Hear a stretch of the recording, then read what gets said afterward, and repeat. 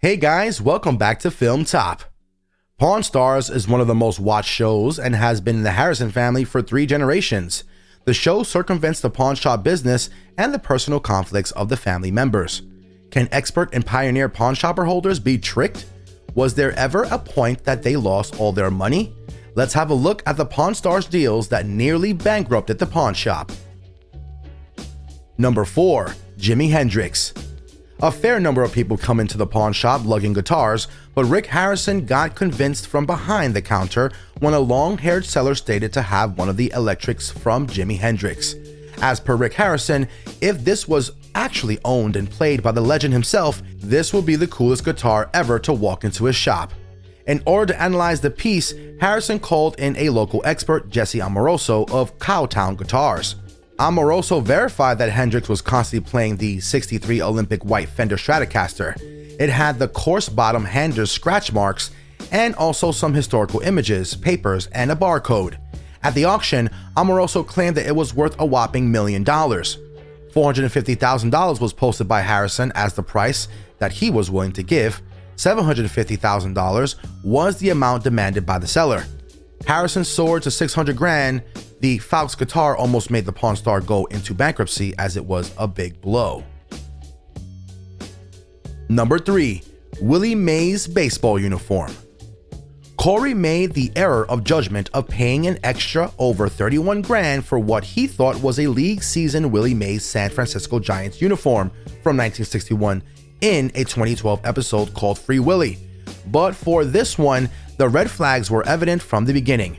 The uniform was flawless to begin with, an argument not overlooked on Chum Lee, who said this doesn't look like it's game worn.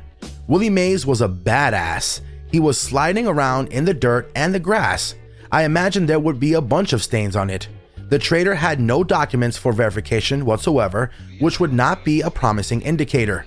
Big Hoss, however, decided to take a chance, and as a result, he was all sorts of defrauded. The Hall of Shame blog reported that not only did they struggle to auction it at a lucrative appraised value of $80,000, but they only wound up earning $19,200 for it at selling about 2 years later, in an in-depth follow-up of what happened to the uniform post Pawn Stars. And it's getting heavier. Hall of Shame claimed after speaking out again to Dave Grob, the senior uniform authenticator at Mears, that the uniform was never owned by Mays in a match since it was never even related to Mays.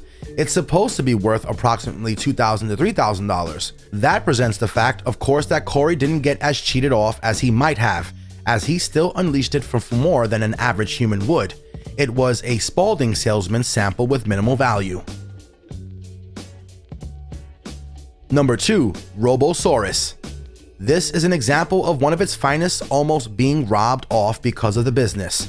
Robosaurus, a 31-ton fire-breathing expanding Tyrannosaurus Rex that prey on vehicles, trucks, and small planes, was really desired by Austin Chumley Russell. It sounds pretty scary, but the machine was created in the 1980s, which makes it a charming and antique piece of art today. "I've never seen him this excited," said Corey, as the partners set up a meeting with the dinosaurs dealers in a 2012 episode. "It is a money-making machine," the seller said. "It can be rented out, it can be leased out, it can do bar mitzvahs, it can do big, giant demolition derbies. $25,000 a day you can make from this thing." The seller labeled the selling price at $1 million. Harrison did not get convinced, branding Robosaurus as the biggest, most impractical thing I've ever seen. It was a good decision to ignore Russell. The very last moment Robo switched ownership was in 2008 when at a classic car auction in Arizona, it sold for $575,000. The $25,000 estimate from the seller could also have been an exaggeration. Number 1. The Wells Fargo Strongbox. Rick committed the incorrect decision of purchasing something that he is uncertain of when he had validated it in a 5th season episode called Corey's Big Play.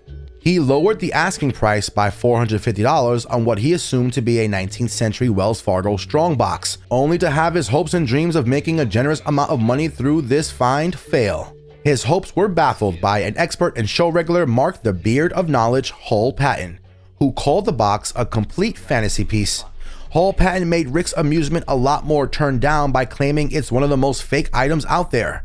The seller also delivered the package crammed with 2 ball and chain pairs that he believed were items from the dungeons of Yuma and Folsom, but Rick immediately identified them as forgeries.